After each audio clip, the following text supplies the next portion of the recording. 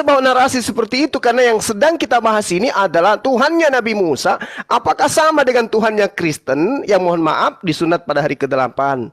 Sebelum dia disalib, dia ditampar, dia diludahi, dia diseret. Apakah sama? Ya tidak sama. Kalau kami Tuhannya jelas. Tuhan menulis dua loh batu. Allah Anda katakan menulis Torah, menulis Taurat. Ya sama berarti. Yesus menulis Taurat gak? Tidak. Jelas itu ya. Kemudian tadi Anda membawa narasi tentang Allah mendekatkan apa dikatakan tadi Anda membawa hadis apa tadi itu? Yang menjelaskan bahwasanya saudara ini Ferguson tolong timernya dihentikan dulu. Baik. Hadis apa tadi itu ya? Ini yang membahas tentang bahwasanya Rasulullah Muhammad Sallallahu Alaihi Wasallam itu mengatakan bahwa umatnya itu adalah pendusta katanya. Umatnya adalah tidak akan terjadi kiamat hingga sebagian dari umatku menjadi musyrik dan menyembah berhala. Artinya sekarang ini bukan penyembah berhala. Kenapa? Karena dalil itu mengatakan jumlah mereka 30 orang. Dan semuanya mengaku nabi. Itu nanti di akhir zaman. Wa innahu sayakunu fi ummati kazzabu thalathuna kulluhum yas'umu annahu nabiyyu. Mereka mengaku nabi. Apakah di Islam sekarang ada yang mengaku nabi? Nggak ada. Makanya belajar Islam itu harus benar-benar pada kaidah yang sebenarnya. Wa iza wudi'a as-saifu fi ummati lam yurfa anha ila yaumil qiyamah. Ketika mendekati kiamat, umatku ada 30 orang yang kemudian menyesatkan manusia, mengaku nabi. Wala taqumus sa'ah hatta talhaqa qabailu min ummati bil musyrikina wa hatta ta'budu qabailu min ummatil autha. Jadi belajar Islam itu harus pada kaidah yang sebenarnya dong. Jangan malu-maluin. Ini si kiamat juga kayak gitu. Jadi udahlah ya, kalian tidak akan pernah bisa lolos. Kemudian tadi saya masih ingat si kiamat ini, anak kecil ini ya, yang tidak ngerti apa-apa tentang Islam. Oh, Tuhannya umat Islam itu katanya ke bumi. Ya, saya mohon maaf dengan kata-kata halus saya katakan, nenek lu kiper. Kullu laila ila sama'id dunya. Dia di langit, langit bumi, bukan di bumi seperti Tuhanmu. Di kandang binatang, keluar di sana, disunat pada hari ke-8. Jangan kau samakan. Tadi kan di awal saya sudah menjelaskan kepada saudara, badi'us samawati wal ar anna yakunu lahu walad dan seterusnya ya. Belajar lagi ya. Belajar kiamat, belajar.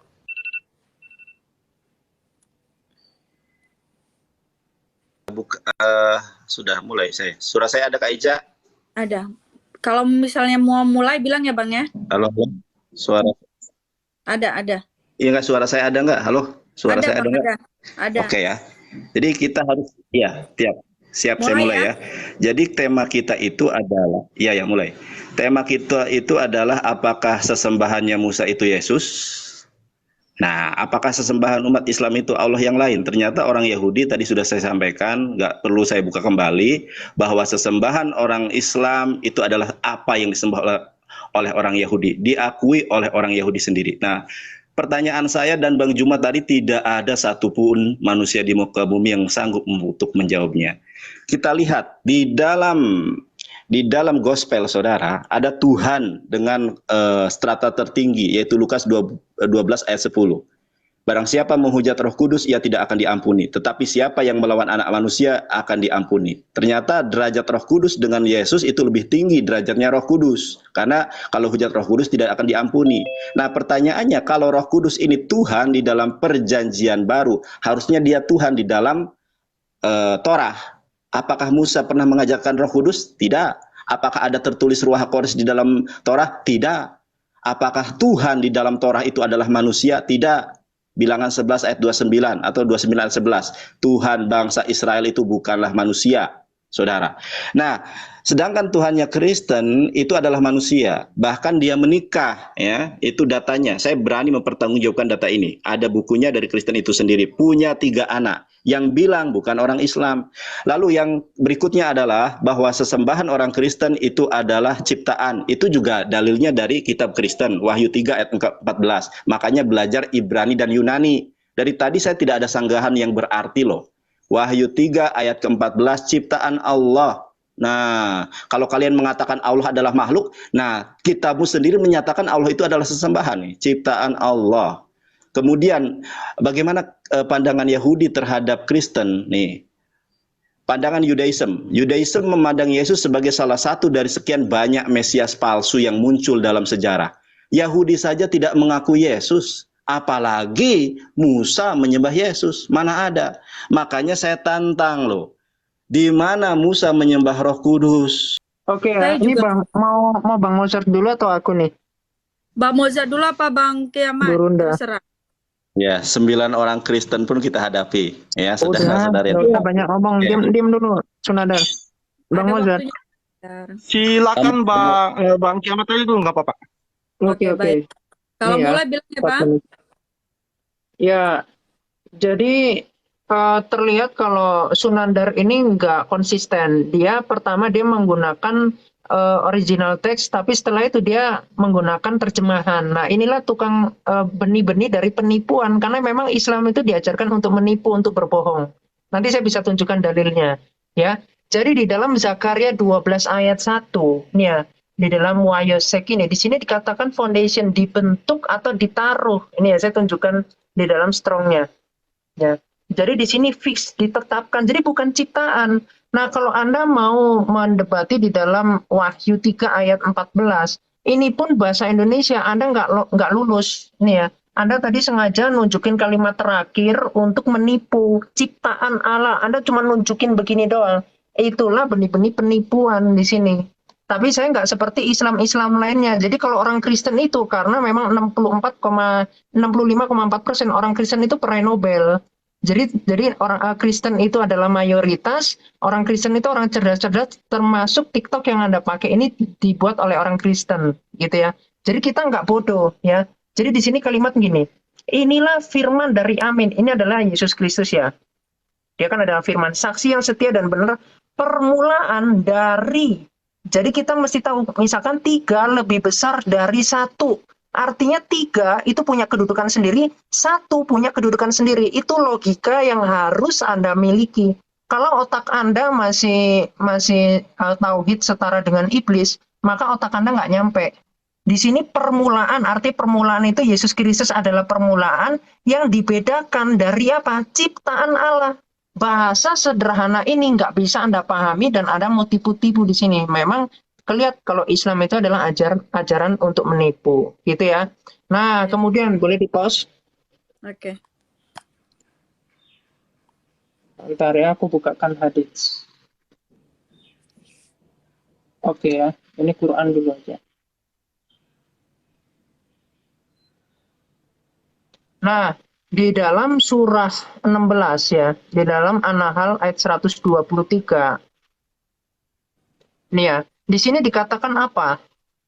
Dikatakan kemudian kami wahyukan kepadamu Muhammad, ikutilah agama Ibrahim yang lurus. Jadi agama Ibrahim tadi di dalam Imamat 26 ayat 1 nggak boleh menyembah berhala, misalkan batu gitu, nggak boleh. Kayak batu Hajar Aswad itu bukan ajaran Ibrahim tuh, bukan ajaran Abraham. Jadi jelas Allahnya beda. Karena itu sesembahan. Jadi sesembahannya antara orang Kristen dalam Alkitab dengan Arab itu berbeda. Kalau Arab itu pagan. Kenapa? Karena Muhammad pagan. Saya bisa tunjukkan Muhammad pagan. Nih ya, saya tunjukkan dalilnya. Boleh di pause bentar, saya bukakan hadits. Oke, baik.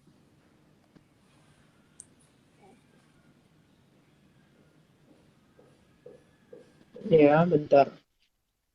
Bentar. Abu Daud, bentar. Abu Daud, ini.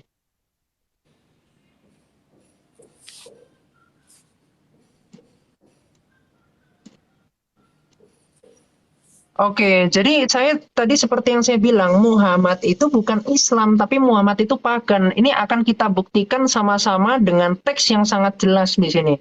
Jadi di dalam hadits Sunan Abu Daud, hadis sahih ya, 3627. Silakan Anda duduk manis, Anda baca ya.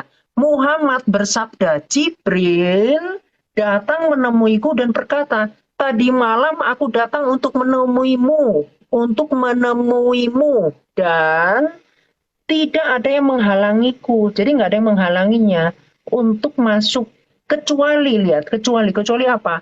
patung yang ada di atas pintu. No, Muhammad nyimpen patung. Di zaman Islam atau pra-Islam, patung itu bukan patung ini ya, patung simpenan untuk hiasan, bukan. Tapi semua umat Islam yang belajar tentang pra-Islam, yang belajar tentang Islam tahu kalau ajaran Ibrahim itu tidak boleh menyimpan patung. Artinya apa? Muhammad itu pagan. Itulah yang menghalangi Jibril masuk. Ini terbukti ya dengan kaidah Anda sendiri. Kenapa? Karena di dalam Quran, ini saya tunjukkan, di dalam Quran surah 93, boleh di pause bentar? Baik. 4 detik lagi ya. Ya, bentar ya. Nah ini, jadi Muhammad itu didapati sebagai seorang yang bingung. Dan dia itu diberi petunjuk. Jadi Muhammad ini adalah pagan gitu. Makanya ajarannya itu ajaran pagan. Silakan. Iya, Kak Ica, kiamat di atas saja biar saya minta Pak Kiamat bantu buka data Pak, Kak. Ya, sebelum waktu berjalan Pak Kiamat langsung aja di Kejadian 6 ayat 3. Minta tolong Pak Kiamat ya.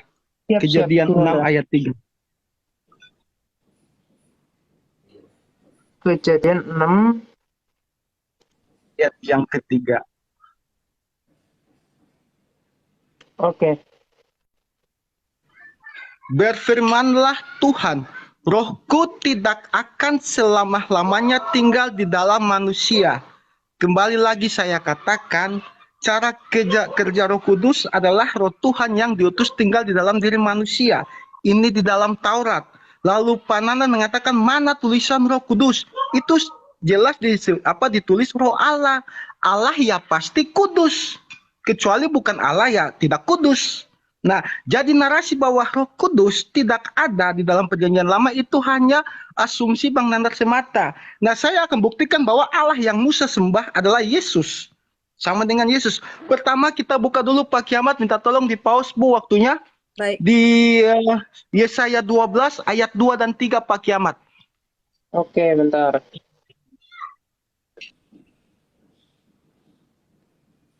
Yesaya 12 ayat berapa, Pak? Ayat 2 dan 3 Pak. Oke. Sungguh Allah itu keselamatanku. Aku percaya dengan tidak gemetar. Sebab Tuhan Allah itu kekuatanku dan mazmurku. Ia telah menjadi keselamatanku. Maka kamu akan menimba air dengan kegirangan dari mata air keselamatan. Di sini mengatakan bahwa Yahweh yang memberikan mata air keselamatan. Jadi tidak mungkin nabi-nabi bisa memberi mata air keselamatan seperti Yahweh. Ya di pause Bu host, tolong Pak Kiamat terakhir Yohanes 4 ayat 13 dan ke-14. Yohanes 4. Yohanes 4 ayat 13 dan ayat ke-14.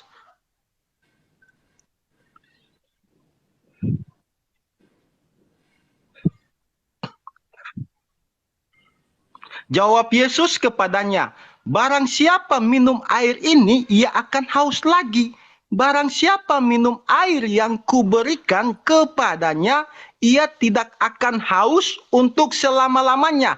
Sebaliknya, air yang akan kuberikan kepadanya akan menjadi mata air di dalam dirinya yang terus-menerus memancar sampai kepada hidup yang kekal. Dalam Perjanjian Lama hanya Yahweh yang dapat memberikan mata air keselamatan. Dalam Perjanjian Baru, Yesus pun dapat memberikan mata air keselamatan. Lalu apakah Musa mengenal Yesus dalam Perjanjian Lama? Oh jelas. Dalam Keluaran 6 ayat 2, Yahweh berkata kepada Musa, aku telah menampakkan diri kepada Abraham, Ishak dan Yakub sebagai Allah yang Maha Kuasa. Tetapi dengan namaku Tuhan, aku belum menyatakannya. Dengan namanya Sang Penguasa, dia belum menyatakannya. Nah, kapan dia menyatakannya? Dalam Daniel 7 ayat 13 sampai ke 14. Sisa waktu saya sisa berapa Bu? Biar Pak Kiamat bisa bantu. 1 menit 34. Ya Pak Kiamat minta tolong Daniel 7 ayat 13 dan ayat ke-14. Oke. Ntar ya di pause dulu.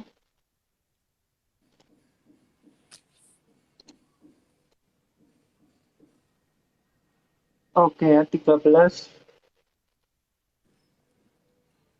Ini Nabi Daniel dalam perjanjian lama. Aku terus melihat dalam penglihatan malam itu, tampak datang dengan awan-awan dari langit seorang seperti anak manusia. Datanglah ia kepada yang lanjut usianya itu, dan ia dibawa ke hadapannya, lalu diberikan kepadanya kekuasaan. Nah, Tuhan kan artinya penguasa, kekuasaan. Nah, jelas bahwa Daniel melihat penglihatan Tuhan nanti, Yahweh nanti akan datang dengan kekuasaannya itu seperti seorang anak manusia.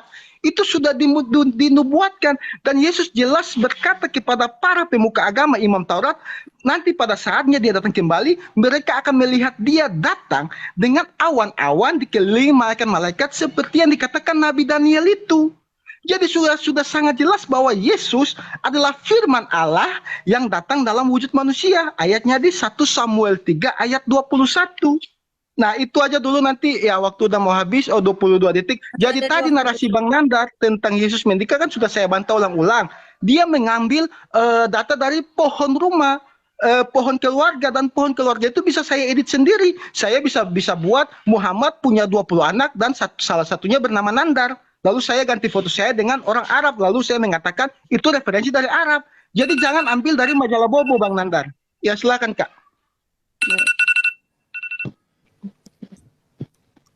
Kalau mulai bilang ya Bang Juma.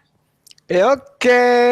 Jadi Bung, kalau Anda mengatakan Yesus itu firman Allah, di Islam juga disebut kalimatullah, rahullah. Tidak ada masalah.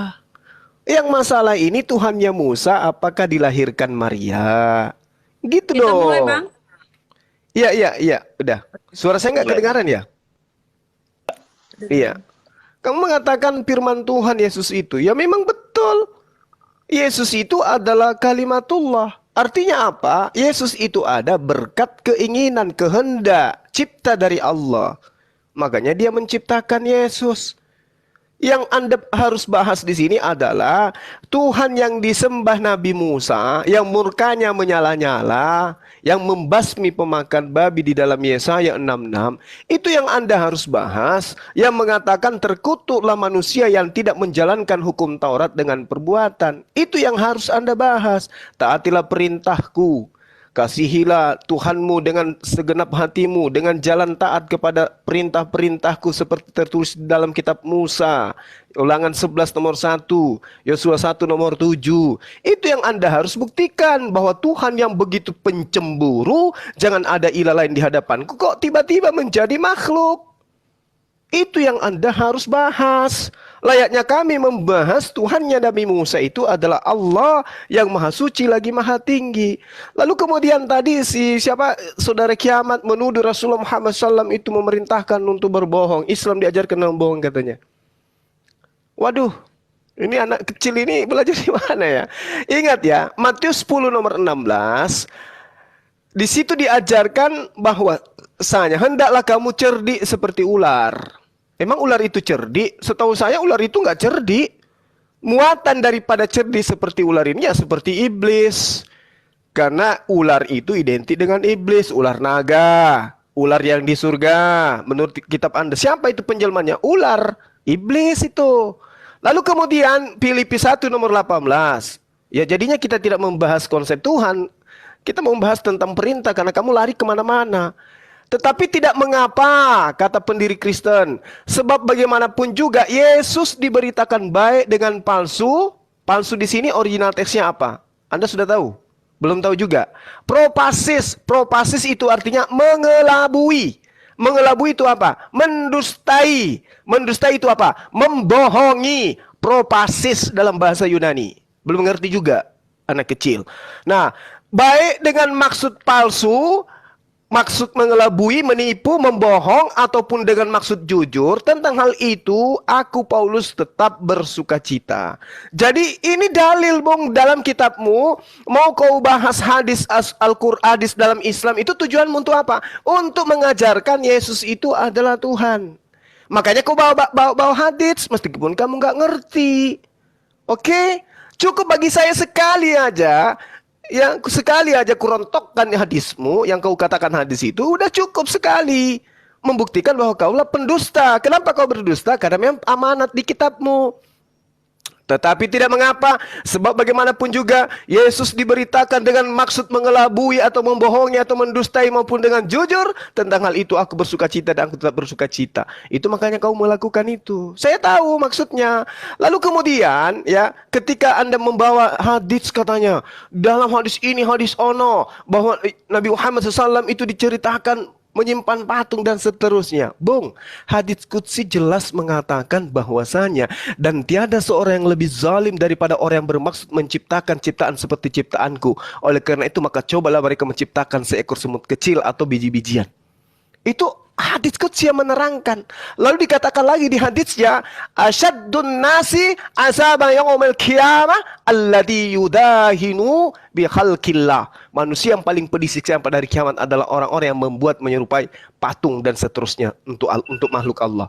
Jadi jangan kau bawa-bawa yang kayak begitu, tertolak oleh agama kami. Ya, belajar lagi original teks kiamat, jangan kayak anak-anak. Guru Nda Juma, saya boleh tertawa nggak? Nggak boleh nanti. Boleh. Sedikit Jadi aja, ini sedikit boleh, aja. ya. Kalau dia dipendam tertawanya nanti meledaknya di kuping. Wak. Oke. Aku mau tanya nih sama Ki Ahmad ya. Kamu bisa baca Ibrani atau tidak? Kalau tidak bisa saya ajarin. Karena tadi kamu menyampaikan data yang salah loh. Sekarang saya mau bertanya. Kamu tadi menerjemahkan yang ini atau yang ini? Menerjemahkan yang ini atau yang ini?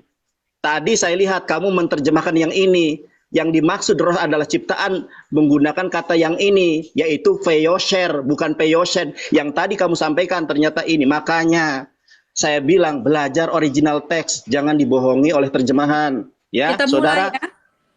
Oke. Mbak Kak Ica, terima kasih ya. Jadi Ki Ahmad tadi salah menerjemahkan. Yang dia terjemahkan adalah Feyoshed, dengan dia tidak mampu untuk membaca. Kalau evangelis baca Yunani bisa, baca Ibrani bisa. Nah, yang menciptakan ini adalah Feyosher. Kita lihat di dalam Alkitab LAI ya, Zakaria 12 ayat 1. Nah, ini si Ki Ahmad kan Zakaria 12:1 ayat 1. Ini yang menerjemahkan dari LAI saja jujur kok ya, dan dia yang telah menciptakan roh dalam diri manusia. Jadi roh yang ada dalam diri Yesus Kristus adalah roh ciptaan. Tapi dia keliru karena dia nggak bisa baca Ibrani. Dia mengatakan itu meletakkan dengan kata-kata ini ya. Kita buka nih apa kata-kata meletakkan itu, menempatkan. Nah, menempatkan itu di sini apa? Payoshed ya. Yosed dalam bahasa Ibrani 03245. Kalau menciptakan bukan payoshed. Ki Ahmad, Mbak Ahmad ini orang Malang, Mbak Ahmad ini ya. Kita lihat di dalam, sebentar kita kembali. Nah, kita kembali nih menciptakan ya. Ini LAI saja sudah jujur kok. Tuh, ya. Ini menggunakan kata payosher dalam original teksnya. Dor. Makanya saya pengen tertawa tadi. Kemudian tadi bilang kamu ayat palsu. Kita lihat nih ayat palsu ya. Markus 15:28. Ini tentang Yesus disalib, padahal Yesus diserupakan, saudara. Dibuatlah ayat palsu. Loh, Nandar, kamu menghujat itu ayat palsu. Ini dari LAI loh. Kita lihat lah ya. Saya orang hukum, saya siap untuk dituntut kalau misalnya saya menafsirkan sendiri ya. Alkitab Sabda dari LAI, tafsiran. Markus 15:28. Benar nggak itu ayat asli? Ternyata itu ayat tidak asli. Wah, evangelis yang dirubah itu terjemahan. Coba lihat di dalam kodeksnya. Saya lihatkan kodeks tertua tahun 360, yaitu kodeks apa namanya teman-teman? Ya, sebentar. Kodeks Sinaiticus. Bentar ya. Aduh, apa namanya itu? Keyboard saya kehabisan baterainya nih ya. Kita lihat aja di sini ya. Markus 15, ini kodeks Sinaiticus ya. Markus 15 ayat ke-28, ada nggak? Coba Kak Ica lihat. Ya, Markus 15 ayat ke-28 tidak ada, ditambahi, dikurangi karena itu nubuatan Nabi Muhammad. Dor, karena Yesus diserupakan. Dor. Wah, Nandar itu di dalam kodeksnya. Coba di dalam Greek Bible Online, ada nggak? Kita lihat nih. Ini baru palsu, saudara. Kita lihat Markus 15 ayat ke-28 ada tidak di dalam original teksnya. Makanya belajar Ibrani sudah saya bilang, yang sanggup menghadapi saya itu Bambang Nursena, tapi nggak berani debat, saudara. Markus 15 ayat ke-27 dulu ya, saudara. Kita lihat nih, Markus 15 ayat ke-27. Mulai Ada ya. ayatnya ya. Ada ayatnya. kai sun hauto setauroshin duo lestas ena ex desion kai ena es yau numon hauto. Coba kita rubah jadi ayat 28. Ada nggak ayat 28? Ini baru data saudara. Dor. Kosong, ya, Markus 15 ayat 28 kosong. Lalu dari mana LAI menambahkan Alkitab, saudara-saudari yang terkasih? Makanya LAI sendiri mengatakan itu Markus tidak asli. Kalau tidak asli sinonimnya apa? Palsu. Nah, tadi temanya saudara-saudari yang terkasih sangat jelas ya. Ada enggak apa namanya itu Musa menyembah Roh Kudus? Sampai kiamat pun tidak akan ada. Ya, di dalam Torah Musa menyembah Roh Kudus. Kenapa? Karena Yesus itu menikah, punya anak. Anaknya 3, istrinya 2, Maria Magdalene, Kana. Ini datanya dari Injil sendiri, screenshot, tampol muka para ini. Bukan dari ini, dan orang Kristen ini. Tuh, bule di sini. Ya, datanya jelas kok ini. Nih, Anda screenshot, tampol para pendeta. Nah, ini baru, ini ngomong palsu apa tapi nggak bisa original teks. Habis gitu salah juga. Kemudian kita lihat ya, tadi ngomong dia Wahyu 3 ayat ke-14. Ayo adu baca, bisa nggak kamu? Masa kalah sama orang Islam bisa baca Yunani? Terima kasih. Tor, terimalah kebenaran saudara. Oke, di sini kita udah waktunya Oke. kan sudah 16.55. Nah, kalau bisa sesi terakhirnya kita ambil Closing aja, kesimpulan ya. closing ya. Ya, saya juga belum makan nih. Saudara. Iya. Ya, ya. Boleh diperbesar. Baik. Ya. Jadi begini ya. Tadi saya tunjukin yang Zakaria 12 ayat 1. Entah ya, tadi saya buka yang ini atau yang ini, saya lupa. Tapi oke ya, saya bukakan yang ini. Jadi di sini dikatakan ya, 335. Di sini dikatakan membentuk. Di sini kalau kita lihat di sini ini dalam terjemahannya ya. Jadi ini bisa maknanya memang bisa banyak, tapi definisi yang ada di sini membentuk atau nanti ini membentuk atau menaruh sebenarnya untuk membentuk dan seterusnya. Makanya kalau di dalam Keluaran 2 itu kan menghembuskan. Nah, itu. Tapi nanti kalau mau lebih kritis nanti bisalah sama yang ahlinya ini ya, kritik teks. Tapi minimal begini, ketika Anda mau menari-nari, Anda pun belum bisa menafikan pernyataan saya. Yang tadi saya tunjukkan ayat Al-Quran itu banyak yang dihapus ini. Jadi ini ya, surah 15 Al-Hijr ayat 9 itu menunjukkan kalau Allah itu tidak maha kuasa. Kenapa? Karena ratusan ayat itu hilang, dihapuskan.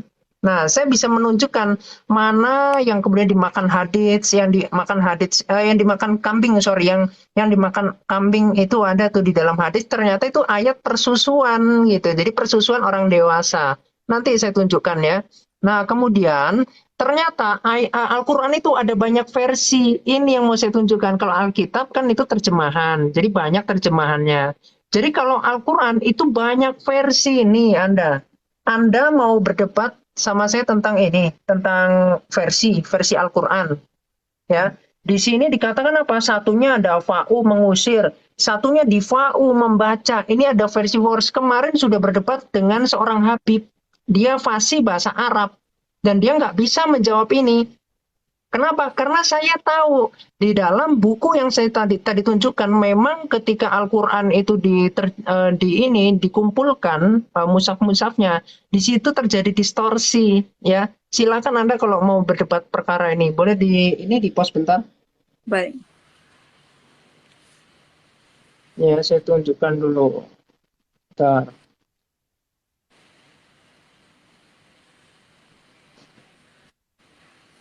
Ya. Oke ya, saya lanjutkan aja. Jadi di dalam Sunan Abu Daud tadi saya tunjukkan nomor bentar.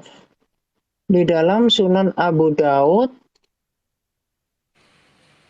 bentar ya. Tadi ketika Jibril mau bertemu dengan Muhammad, di situ kan ada patung. Nah itu belum Anda jawab. Kenapa? Karena Muhammad itu ditemui dalam keadaan yang bingung. Bahkan kalau Anda mengatakan Nur Muhammad itu yang menciptakan alam semesta, bahkan di dalam hadits qudsi dikatakan Allah itu tidak akan menciptakan dunia ini kalau bukan karena Nur Muhammad. Ya, kalau Anda tadi mengatakan di Markus 15 ayat 28 dengan mulut licin Anda mengatakan itu adalah nubuatan dari Muhammad. Buset. Apa itu narasi macam apa? Anda tiba-tiba main klaim-klaim. Nah, itu nanti kita bisa uji manuskrip. Di manuskrip mana yang ada? Kenapa? Alkitab itu terjaga dengan 26.000 manuskrip. Beda dengan Al-Quran. Yang hanya Birmingham itu cuma 2 lembar. Nah, itu kan konyol. Kitab kok dijaga dengan hafalan. Makanya ada banyak versi. Itu yang perlu Anda pahami, ya. Nah, sedangkan Alkitab itu jelas ada banyak manuskrip. Nah, kemudian saya akan menunjukkan ya. Misalkan ini Muhammad ini kan sebagai ini mentaati Muhammad artinya mentaati Allah itu di dalam surah An-Nisa ya ayat 80 ya. Kemudian saya akan tunjukkan kalau Muhammad itu lebih berkuasa daripada Allah. Boleh di-pause bentar? Saya bukakan hadis. Bentar ya, saya bukakan dulu. Bentar. Apa? Bahas apa? Oh, udah diam-diam. Oke ya, saya lanjutkan. Jadi begini, umat muslim itu tidak menyadari bahwa yang mereka sembah sebetulnya itu adalah Muhammad. Ya nanti akan saya buktikan. Kenapa? Karena di dalam hadits Sunan Nasai nomor 904, di sini ada seseorang yang sedang sholat, ya si Abu Sa'id ini.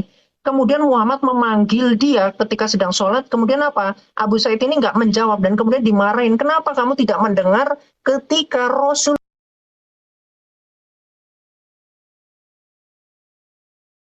memanggil? Lihat, relasi manusia dengan Allah dikalahkan dengan relasi Muhammad dengan Abu Sa'id.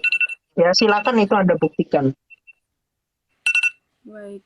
Iya, Pak Kiamat aja yang dibesarkan, Bu. Aku mau minta tolong sama Pak Kiamat buat buka Alkitab. Jadi closing bahwa membuktikan Tuhan Musa tidak sama dengan Tuhan Nabi Muhammad. Ya, Pak Kiamat mungkin bisa bantu saya Imamat 5 ayat 15, Pak. Kita mulai, Pak. Ya, dibuka di ini dulu ya, Imamat 5 ayat 15.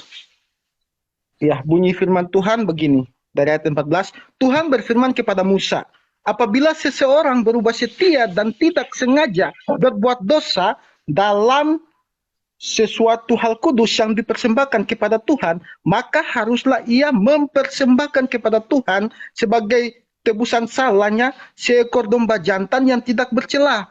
Jadi jelas bahwa penebusan dosa dari dulu yang Tuhan tetapkan kepada Musa adalah penumpahan darah melalui korban tebusan domba. Nah, tetapi Tuhannya Muhammad tidak punya cara menebus dosa dengan cara seperti ini. Jadi bagaimana bisa Bang Suba dengan nandar, dengan gagahnya mengatakan bahwa Tuhan yang Musa sembah sama dengan Tuhan yang Muhammad sembah? Apakah penebusan dosa seperti pembakaran pemercikan darah ini dilakukan juga oleh Tuhannya Nabi Muhammad? Kan tidak. Nah, dan Tuhan juga mengulanginya. Tadi teman saya Pak Khalifah Malik sudah awal mengatakan di kitab Yesaya bahwa Tuhan sendiri yang akan menjadi juru selamat. Nah, minta di-pause tolong Sakaria 9 ayat 11 Pak Kiamat. Sakaria 9 ayat 11 minta tolong Pak Kiamat.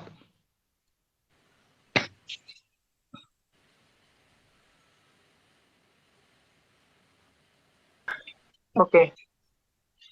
Ya, Sakaria 9 ayat 11 bunyinya, mengenai engkau, oleh karena darah perjanjianku dengan engkau, aku akan aku akan melepaskan orang-orang tahananmu dari lubang yang tidak berair. Di sini Yahweh Tuhan Musa mengatakan dengan jelas dia akan melakukan perjanjian dengan darahnya sendiri untuk menebus orang-orang Israel, untuk menebus manusia. Nah, Tuhan ini kan roh. Bagaimana mungkin dia punya darah kalau dia tidak mengambil rupa manusia? Nah, Pak Kiamat tolong di Lukas 22 ayat 20 di-pause dulu waktunya, Bu, biar bisa dibuktikan.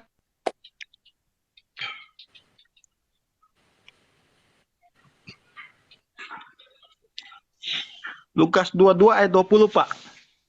Ya. Ya, Lukas 22 ayat 20 bunyinya begini, demikian juga dibuatnya dengan cawan sesudah makan, ia berkata, cawan ini adalah darah perjanjian baru oleh darahku yang ditumpahkan bagi kamu. Ini Yesus merujuk pada kitab Sakaria 9 ayat 11 tadi, bahwa keselamatan yang sudah Tuhan tetapkan dalam Musa harus melalui korban penebusan. Dan konsep itu tidak dikenal oleh Tuhannya Nabi Muhammad. Jadi mana mungkin Anda tidak malu mengatakan bahwa Tuhannya Nabi Muhammad masih tetap sama dengan Tuhannya Musa. Itu sudah sangat tidak masuk akal. Dan kembali kepada Nandar, di data yang Anda ambil itu data blog rumah keluarga itu, pohon keluarga, di situ ditulis dengan jelas bahwa si Justus ini umurnya 37 tahun. Bagaimana mungkin Justus umur 37 tahun seperti Anda bawa di kitab Alkitab, Yesus meninggal umur 33 tahun. Masa Yesus meninggal 33 tahun, anaknya lebih tua dari dia udah 37 tahun? Itu kan sama saja dengan data dari majalah Bobo. Bahkan data majalah Bobo lebih bagus dari data yang Anda berikan. Jadi sudah saja, dan dia mengutip tadi di Matius 1 ayat 16 sampai 12. Sudah saya baca tidak ada kata Justus di situ. Matius 1 yang ada di blog tadi itu menceritakan keturunan dari Abraham, bukan keturunan Yesus Kristus. Jangan berbohong di sini dan jangan munafik, Nandar. Sudah terlalu banyak orang yang Anda bohongi. Jadi sudah sangat jelas tadi poin-poin yang Pak Kiamat, Pak Khalifah Malik, dan saya tambahkan sedikit, sangat menjelaskan bahwa konsep ketuhanan yang Musa berikan beda. Nah, yang terakhir Pak Kiamat, Yeremia 23 ayat 15, Pak. Kak Ica di post dulu ini terakhir ayatnya. Yeremia 23 ayat 15, Pak Kiamat. Bentar.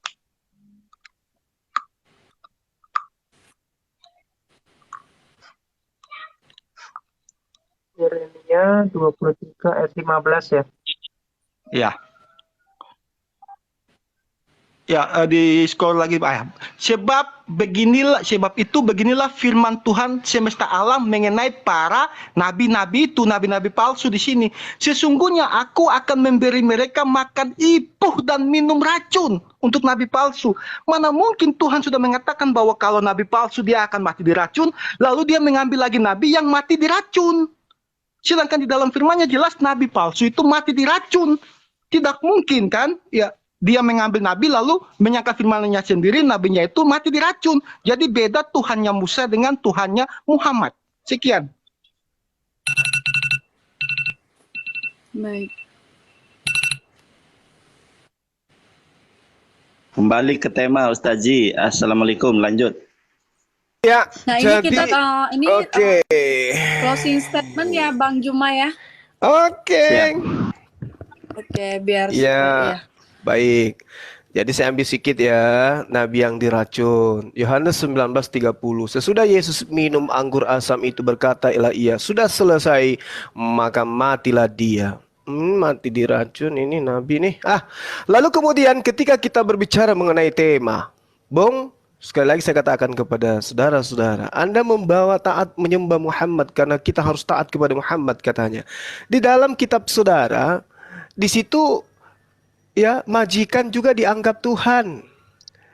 Lihat, hai hamba-hamba, taatilah Tuhanmu yang di dunia dengan takut dan gentar dan dengan tulus hati. Sama seperti kamu taat kepada Kristus. Wow. Jadi kamu harus mempertuhankan majikanmu. Kata Tuhan di situ Kurios, sama dengan Yesus. Kurios juga diajukan kepada Yesus. Berarti tuan-tuan dari hamba-hamba itu juga adalah Tuhan. Taatilah mereka. Taatilah Tuhanmu di dunia dengan takut dan gentar dan dengan tulus hati. Sama seperti kamu taat kepada Yesus. Kalau Yesus Tuhan, maka kamu harus taat juga kepada majikan. Lalu kemudian di dalam Efesus 5 nomor 22, hai istri, tunduklah kepada suamimu seperti kepada Tuhan. Taatlah kepada suamimu sama seperti Tuhan. Oh, berarti kamu wanita-wanita ini disuruh juga menuhankan rupanya suaminya ya.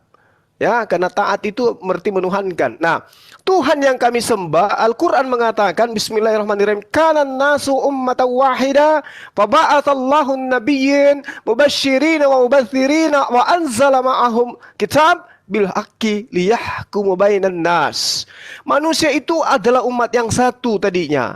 Ya, setelah timbul perselisihan maka Allah mengutus para nabi. Allah mengutus para nabi sebagai pemberi peringatan dan Allah menurunkan bersama mereka kitab yang benar untuk memberi keputusan di antara mereka tentang perkara yang mereka perselisihkan.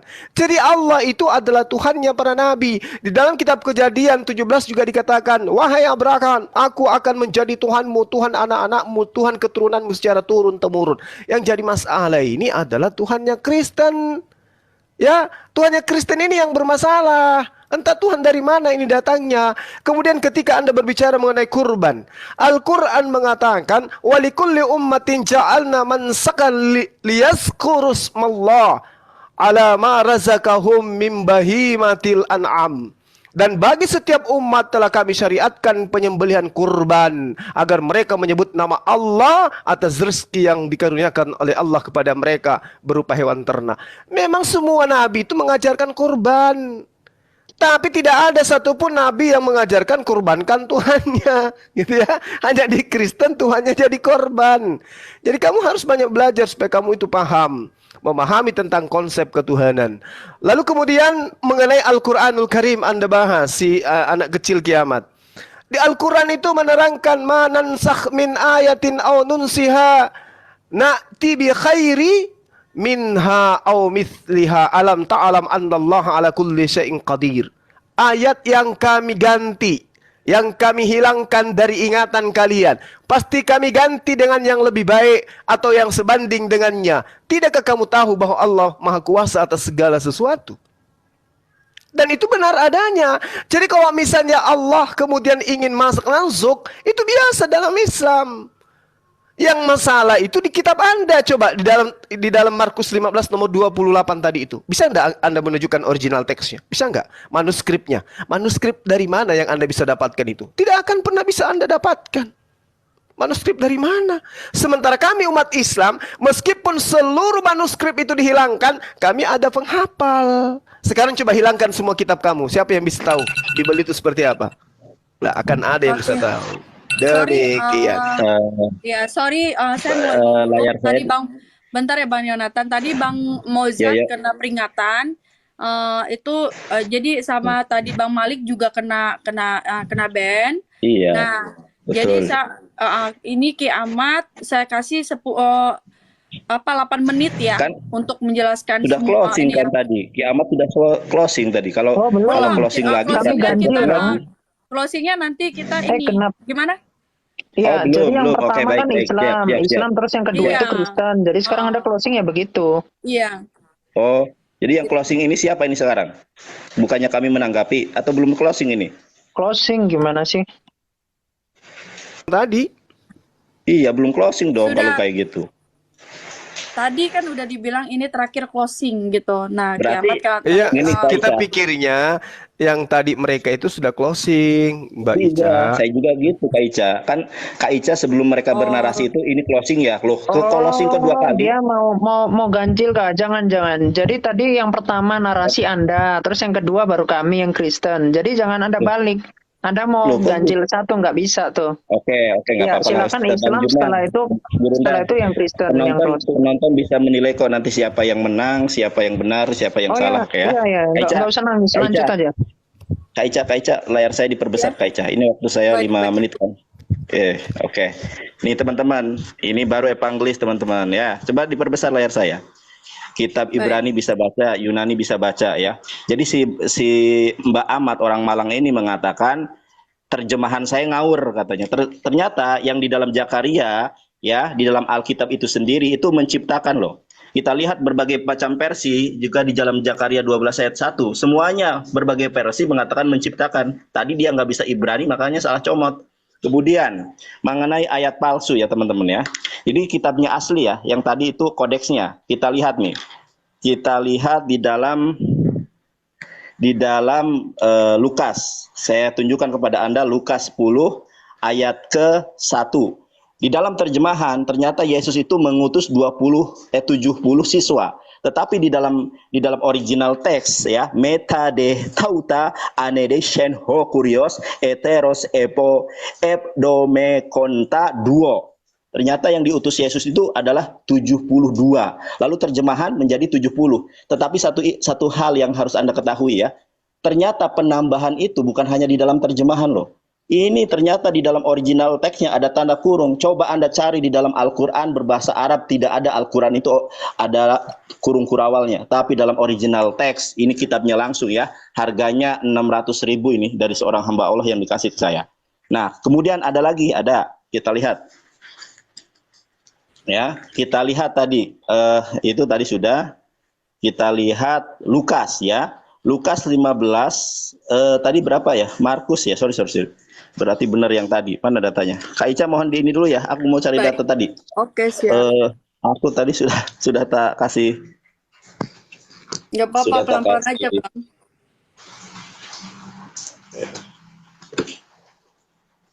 Nah, sudah Kak Ica. Nih ya, Oke. teman-teman nih, aku adabnya Islam itu bagus loh. Kitab orang lain tidak dikentuti, tidak diberaki, tetapi dikasih di kursi ini. Sedangkan laptopku tertaruh di bawah. Oke, lihat ya ini ya. Markus 15, coba ayat ke-28-nya ada tidak? Markus 15 ayat ke-28. Coba Kak Ica lihat nih ya. Ini kata Markon ya, karangan Markus ya. Pasal 27 ayat ke-27 langsung ke ayat 29. Di mana ayat 28? Sedangkan di dalam terjemahan Alkitab Indonesia ada ayat 28. Itu dari mana? Itu tentang nubuatan Nabi Muhammad yang dihapus, saudara-saudara yang terkasih. Dan itu tentang peristiwa Yesus diserupakan. Saya bisa tunjukkan dalilnya. Kalau Yesus tidak disalib, kalau Yesus itu menikah. Kita kembali ya saudara-saudari yang terkasih kepada tema ya. Tema kita pada siang sampai sore hari ini adalah, pernahkah orang Israel, Yahudi menurut Torahnya menyembah Yesus Kristus? Menyembah Tritunggal? Tidak ada. Sedangkan kita cari ya, apakah orang Israel itu menyembah Tuhannya umat Islam? Ada Kak Ica.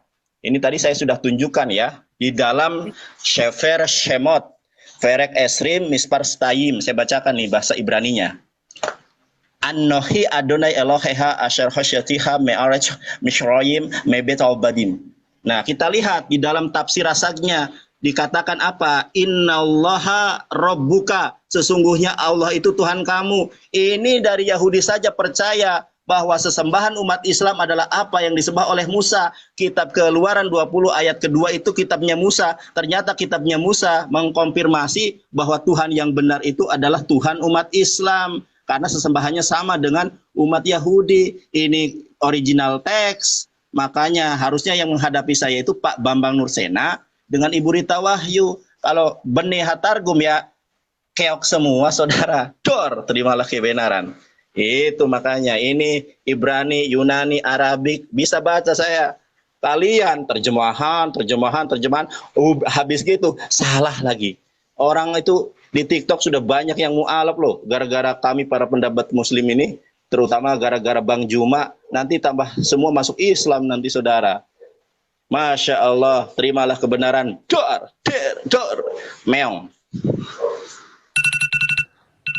Oke, close statement ya. Sudah ini ya, waktunya. Oke ya. Oke, saya closing statement ya. Jadi saya 8 menit. 8 menit ya. Iya, nanti kalau saya minta post, di post ya. Post. Baik. Terima kasih. Ya, jadi tadi Nandar itu mau menegaskan lagi data palsunya yang pakai website abal-abal. Nah, itulah umat Islam. Karena apa? Karena umat Islam itu boleh berbohong. Tadi Zuma kan bilang nggak ada tuh kami diajar gitu. Boleh di post bentar, saya tunjukkan haditsnya. Baik. Diajarin berbohong. Nih ya. Di dalam hadits Tirmizi nomor 1862. Nih. Aku bukakan. Nih. Nah. Oke ya. 1862. Silakan Anda cek hadits ini sahih. Di sini dikatakan gini, Muhammad bersabda, kedustaan itu. Jadi ingat ya, kenapa umat Islam itu suka berbohong? Contohnya seperti Nandar, saya dikik bilangnya saya dikik dibilangnya saya kabur. Nah, ini kayak Nandar ini suka bohong sama Zuma. Itu karena ajarannya Muhammad itu ajaran berbohong nih ya. Kedustaan itu tidak halal kecuali, jadi berbohong itu tidak boleh kecuali pada 3 hal. Nih, Anda lihat di papan. Apa? seorang suami yang berbicara terhadap istrinya agar istrinya ridho, misalkan selingkuh gitu. Nah, boleh berbohong, itu ajarannya Muhammad. Karena Muhammad apa? Kepergok istrinya, yaitu si Hafsah, diranjang ketika bersama Maria Kipti, itu surah 66 ayat 1. Saya bisa tunjukkan tuh. Muhammad mengatakan, "Shh, diam, jangan beritahu siapa-siapa." Itu, jadi suka bohong, ajarannya siapa? Muhammad, ya, suka selingkuh. Itu sama budak ya. Kemudian kedustaan pada peperangan. Jadi ketika perang, ini kalau dicek asbabul wurudnya, nanti ketika pasukannya dikit, boleh berbohong. Kenapa? Karena ini untuk menunjukkan kalau Allah itu tidak maha kuasa, sehingga berbohong untuk kemenangan gitu. Tapi ketika pasukannya banyak, oh diparit-parit itu, dipotongin semua leher orang. Ya, jadi udah nyolong, kemudian dipotong leher orang. Itu saya bisa tunjukkan datanya nanti di sirah. Kemudian yang ketiga, kedustaan yang dilakukan dalam rangka untuk mendamaikan sesama manusia. Jadi misalkan ini kayak tadi si Nandar, supaya di sini Nandar dengan umat-umat Islam supaya ini ya kredibilitasnya itu tetap terjaga, makanya dia berusaha berbohong. Itulah yang diajarkan oleh Muhammad yang diikuti. Makanya saya bilang umat Islam itu bukan menuhankan Allah, tapi Allah lah Tuhannya. Kenapa? Karena ketika seseorang sholat saja, itu oleh Muhammad itu dipanggil, ketika dia nggak menjawab, itu dimarahin. Itulah kenapa saya bilang Muhammad itu lebih tinggi daripada Allah. Dan saya masih banyak premis-premis yang lain. Misalkan surah 33 ayat 56. Ketika Allah dan para malaikat sholawat kepada Muhammad, dan kemudian manusia disuruh sholawat kepada Muhammad. Di dalam hadis Tirmizi 447, di situ ketika Muhammad mengatakan, kalau kamu sholawat kepada aku 1 kali, maka Allah diperintah oleh Muhammad akan menyolawati kalian sebanyak 10 kali. Lihat, 14-0 untuk Muhammad 14, skornya untuk Allah 0. Lihat betapa luar biasanya Muhammad bagi umat Islam ya. Saya lihat umat Islamnya banyak yang cerdas, tapi mungkin yang bodoh-bodoh ya, ini yang membodoh-bodohin orang awam, yaitu si Sunadar dan Zulkifli, begitu ya. Dan kemudian saya tadi menunjukkan kalau Muhammad itu sesat, dia itu bukan Islam tapi pagan, itu juga nggak bisa toh dibantah. Bahkan Muhammad, ketika saya mengatakan Muhammad itu adalah Allah, kenapa? Karena di dalam Quran ya, di dalam surah 2 ayat 222, wanita yang haid itu tidak boleh disetubui, tetapi tidak boleh digauli ya. Tetapi di dalam Abu Daud, ini hadisnya sahih, di sini Muhammad menggauli istrinya ketika haid. Nah, inilah ajaran yang bahkan kalau di dalam Quran jauhilah. Di sini malah digauli. Lihat, Muhammad itu ternyata lebih besar daripada Allah. Allah yang bikin aturan, yang melanggar semuanya adalah Muhammad. Di dalam surah 104 ayat 1, tidak boleh melaknat. Tapi ajarannya Muhammad apa? Melaknat ya. Di dalam hadis Muslim 4705, di situ Muhammad melaknat orang. Ya, jadi kalau dikatakan Muhammad ini adalah pribadi yang suci, pribadi yang baik, yang tidak berdosa dan seterusnya, itulah yang dinamakan pengkultusan diri. Padahal dia manusia biasa, tapi oleh umat Islam itu dikultuskan sebagai nabi. Padahal dia itu bisa dikatakan preman gitu. Jadi preman yang diangkat gitu sebagai nabi. Ya, kita bisa buktikan banyak premis yang bisa saya tunjukkan. Contoh di dalam hadis Nasai. Ini ya, saya tunjukkan 4790. Ini saya tunjukkan. Di sini ketika ada seorang pencuri ya, Allah melaknat pencuri yang mencuri telur. Ini perkataan Muhammad ya. Jadi pencuri telur dan tali itu tangannya dipotong. Lihat, tangannya dipotong. Sedangkan Muhammad sendiri kepada bangsa Quraisy, nanti bangsa Khaybar, ketika di situ ada harta karun ya. Di situ Muhammad, saya bisa tunjukkan di sirah itu Mubarak Furi itu. Di situ Muhammad mencuri harta dari bangsa Khaybar.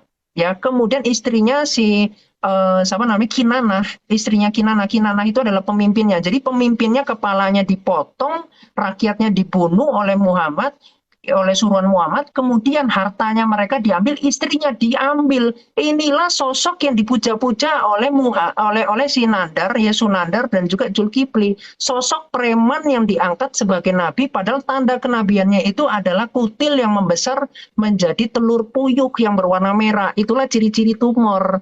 Gitu. Makanya ajaran dari kitab sebelumnya ketika dikatakan Tuhan itu pengasih lah. Di dalam Islam Allah itu penyesat. Jadi sudah sangat berbeda banget. Nah, kemudian ajarannya Muhammad itu tentu berbeda. Muhammad penyembah berhala. Bahkan Muhammad mengajarkan untuk mencium batu. Boleh di-pause bentar? Aku tunjukkan haditsnya.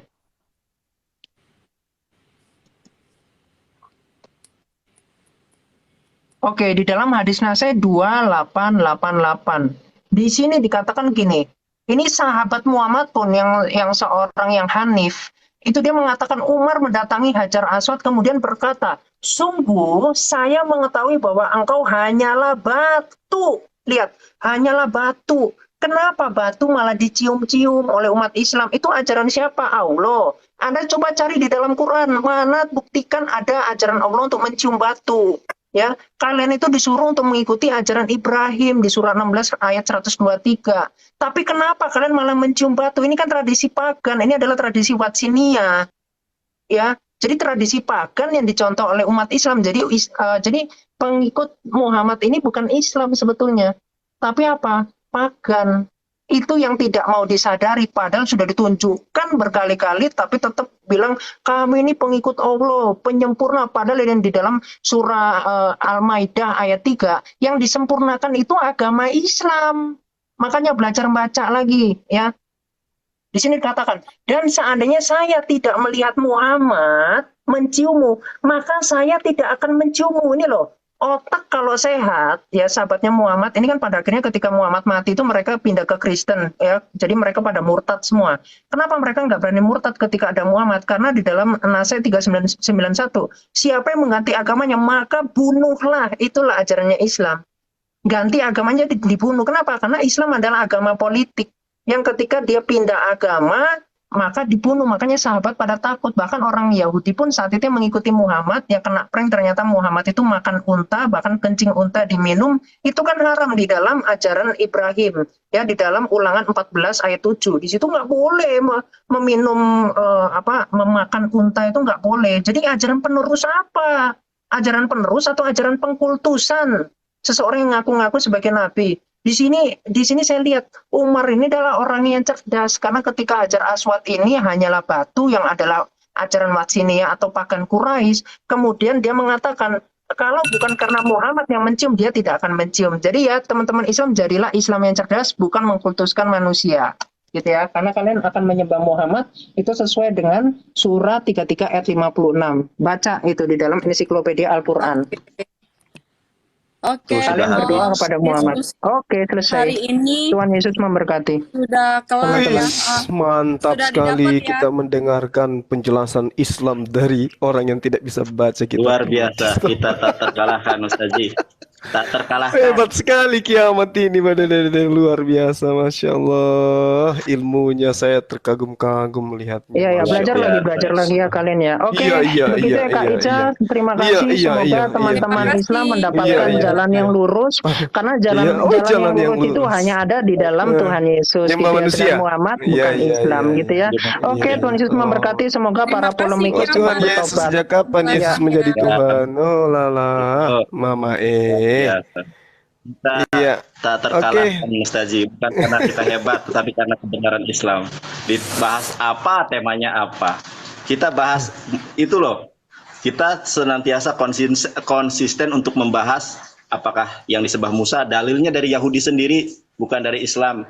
Gurunda Juma dari perspektif Islam, saya dalam perspektif Yahudi. Makanya Kak Ica ya, saya belum pernah menemukan pendebat Kristen yang bisa Ibrani, Yunani, dan Arabik. Terjemahan. Kalau pendebat Muslim ada Syu'eb, evangelis. Ini Gurunda Juma juga bisa loh, tapi dia tawadu orangnya. Bisa ini beliau ini. Ya, saya cuma bilang Baik, ini, kalau kita beli produk, misalnya produk dari Jepang, usahakan bisa mengerti penjelasan produk itu dalam bahasa original teksnya. Jangan sampai udah dirubah-rubah, kan gitu. Seperti misalnya kita beli lipstick ya dari buatan Jerman, ya harus cari orang yang bisa membaca tulisan Jerman supaya dia bisa menjelaskan apa kandungan lipstiknya. Jangan sampai nanti lipstiknya itu berisi racun lagi, jadi bibirnya nggak merah lagi dong nanti, kan gitu. Bukan begitu Mbak Ica? Ikut aja As- saya. Ustazi jangan open cam. Wah nanti pesonanya bisa terini. Open Enggak. camera. Mbak Ica ini teman kita, dia orangnya Ya, baik. Kak Ica, Kak Ica, makasih ya Kak Ica, ini saya betah di room ini ya, karena dari ini sangat adil sekali. Ya, saya betah bener. Makanya ini saya apresiasi Kak Ica. Mudah-mudahan Kak Ica suatu saat dijamah Tuhan, ditangkap, dipilih, Iya. dipulihkan. Pesan menjadi saya manusia. Pesan saya satu untuk Mbak Ica, tolong belajar Bible dengan sungguh-sungguh, dengan akal budi. Itu aja pesan saya. Baik. Oke, terima kasih ya. Di sini udah maghrib. Ya Iya. kita ya udah saya pamit ya. Terima kasih Assalamualaikum. banyak ya Bang Makasih, Juma. makasih. Terima Ya kasih teman-teman banyak, di Bang typing Yonatan. yang di typing bawah di komalnya saudari kita yang cantik ini, dan juga kepada teman-teman yang ada di YouTube dan saudara saya Jonathan Nandar, adik saya yang ganteng ini. Terima kasih banyak, antum luar biasa. Saya akhiri, salam tauhid, salam satu Tuhan, Allah Akbar. Assalamualaikum warahmatullahi wabarakatuh. Iya. Oke, bantu ya.